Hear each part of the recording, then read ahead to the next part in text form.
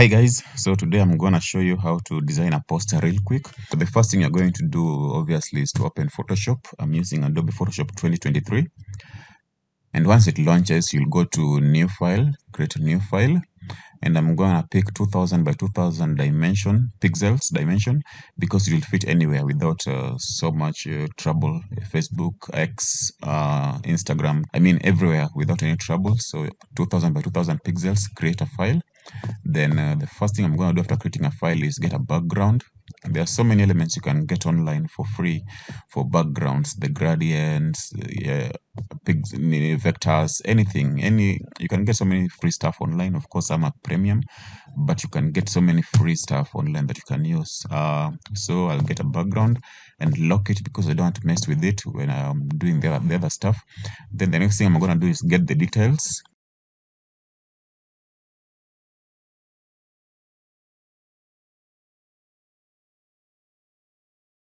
That looks good for me.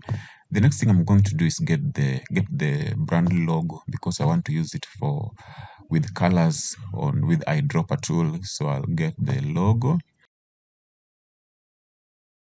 Then I want to add something on this statement. It's a webinar poster, so we'll just add that.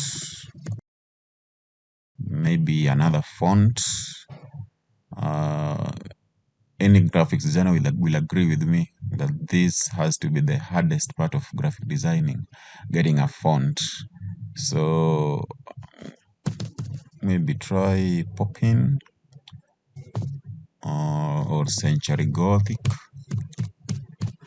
Century Gothic and Poppin are my current favorites. So yeah, I'll stick with Century Gothic. Century Gothic, bold. That is done.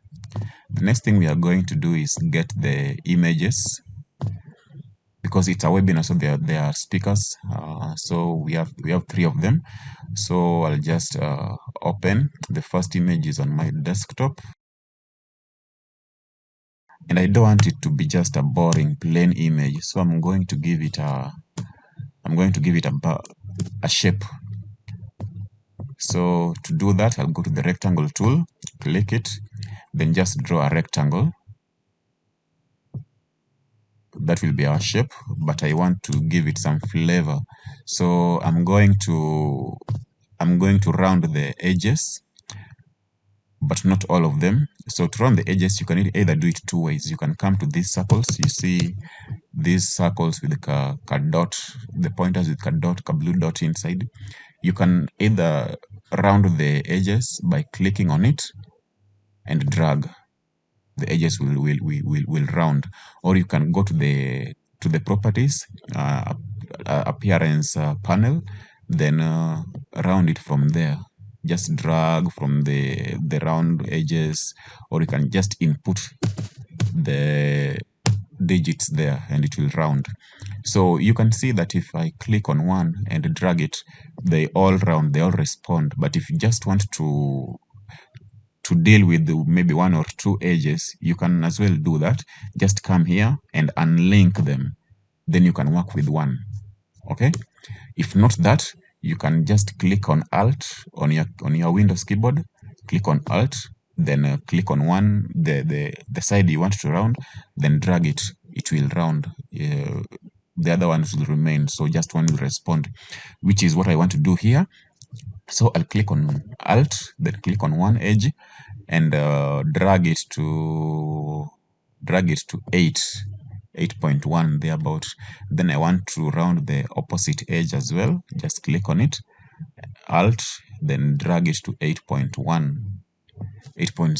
So that will be our shape for the images. So I don't want to use the stroke at this moment, so I'll disable it. Then the fill layer, I'll fill it with black. So once that is done, just take it to your picture.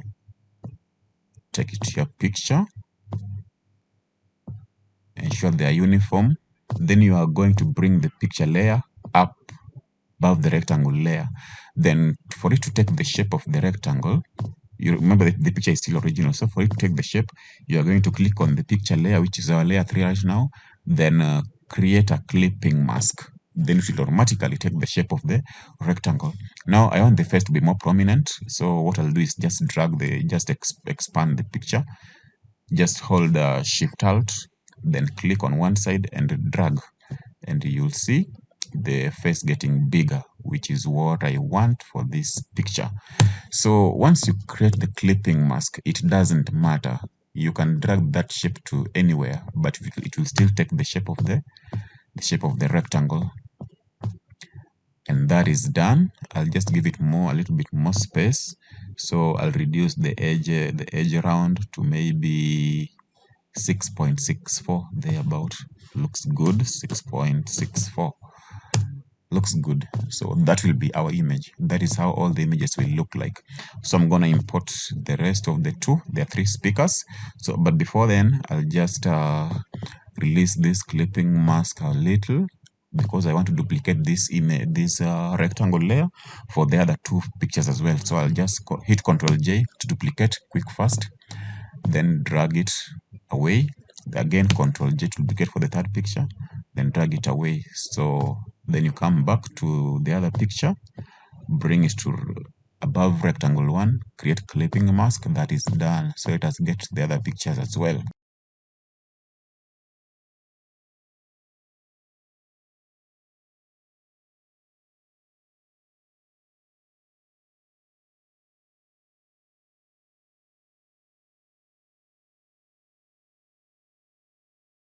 Now it looks so plain and I want to add more flavor to it. So what I'm gonna do is create a drop shadow and a stroke. So you'll just click on the rectangle, not the picture, double click, then you'll get the layer style, click on drop shadow. You'll see, you'll notice the changes on the picture and play around with it, how you want it to look, how you want it to feel, to your satisfaction. So I think that's about good for me for drop shadow. There's a distance, spread, size. You can as well manipulate the angle so that the shadow can look elsewhere. There's opacity. Do you want it to be more pronounced, more black, or you want it grayish? You can play around with it. So mine, I don't want it to be more pronounced so someone cannot notice easily that there's a shadow there. Then that is done for me. Looks good. Then I go to stroke, click. Then you can play with it as well. Get the color. I want color white, which is good for me. Then the opacity at 50% thereabout. Looks good. I want it outside. There's outside, inside, and center. You can play around with them and see what works for you. Sizes too. Looks good for me. Click OK when you're done. Then go to the other one. And one thing with Photoshop is that it memorizes the other settings, so you don't have to do it once again. So you just click drop shadow, it will memorize from the other one, click stroke, and you are done. Go to the 3rd image, rectangle layer, drop shadow, stroke, click OK, and we are done with our image. I think it looks better. You can just see from this to this looks better for me. Click on all of them, resize, perfect. So I'll just add them a little more headroom, a little more room, maybe from 6.5 to 5.5, 5.8, 5.82 looks good. 5.82 centimeters. Adjust the other ones as well.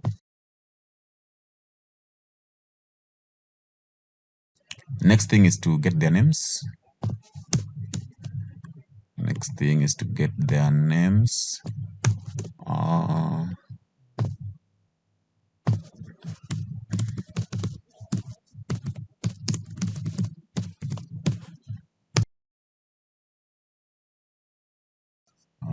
have these ones in black.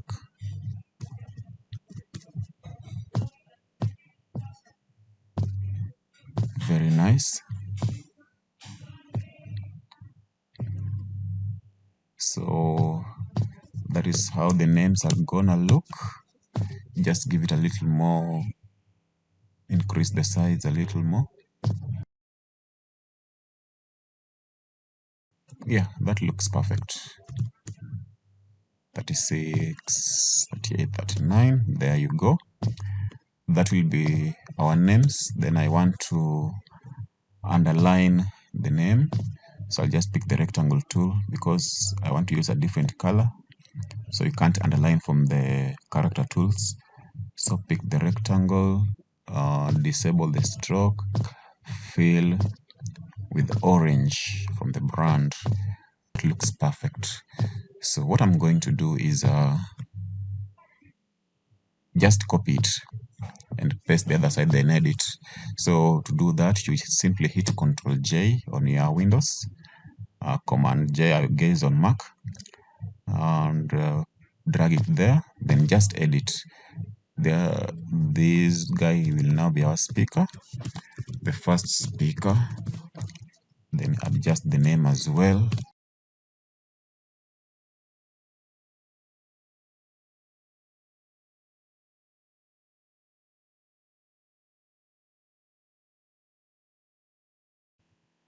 That's perfect. So that is our characters, the names, and the photos. Maybe just space them a little better. Drag this one to the other side, drag him as well. Then we'll have a distinction between the moderator and the speakers, and it will be just a rectangle layer. Just place something there like a rectangle, then round the sides, all of them, link, then round. There, looks good. Fill with orange, then disable the stroke. That will be our distinction between the speaker and the moderator. Perfect. So next we are going to add date, time, and the platform where the webinar will be happening. And for this, I want to give them a background for the date and all other things. Maybe just space this a little better. There you go. So we'll have date. For date, I want to give it a burgundy background. Burgundy is one of the brand colors. So I'll just come to fill. I already used it, but if not, I would have just come here to the rectangle layer, double click, then eyedropper will automatically activate, then go to the logo and click on the background. Click on the color, from the logo, and we have a burgundy there. And click OK. Come to stroke, disable the stroke layer, then enter your details. So date,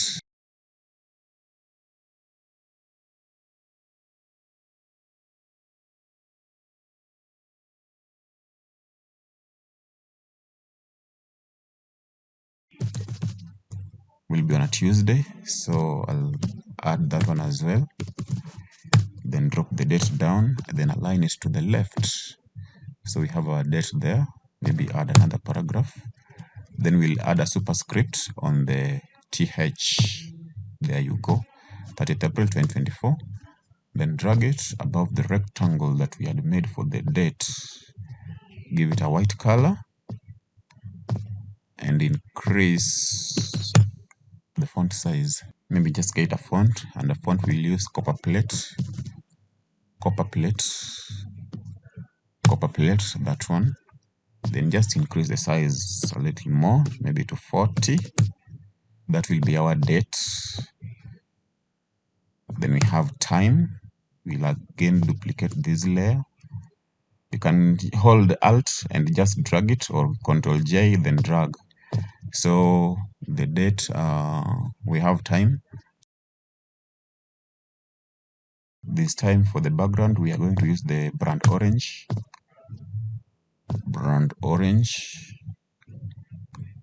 You already have it here, so just click on fill appearance, then give it the orange, then drag it to the middle, and that's good. Next is the platform, which is zoom.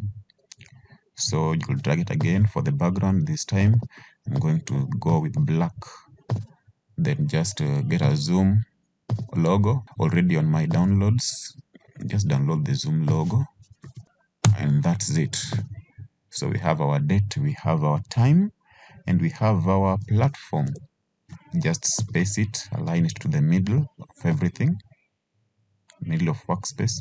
Again, once you see the pink line, you're in the middle and you're good. You can drop it. So I'm just gonna edit this Zoom webinar for the webinar to be white, so it's more pronounced on black background. So just select the layer, get our selection tool, then Control XV. You know Control XV, cut paste. Then drag it back there, double click on the new layer which we have created by cutting, then color overlay, white. We are good. Zoom webinar, that is perfect. Maybe just drag it up a little bit. I want to add something else down here, which is the Zoom link and a QR code. So just push everything up. Push everything up to create more space down here. Just push everything up. A little more, little more. There's enough space, so we can move around. Okay. The QR code, you can create it online. There's a platform for creating the QR code online. Then the link, of course, you'll get after you've created the platform, the Zoom after you've created the meeting, you'll get the link. So we are about done. We have the QR code, we have the link. Just align it to the center, to the middle of everything. Maybe decrease the size a little bit and click. We are done.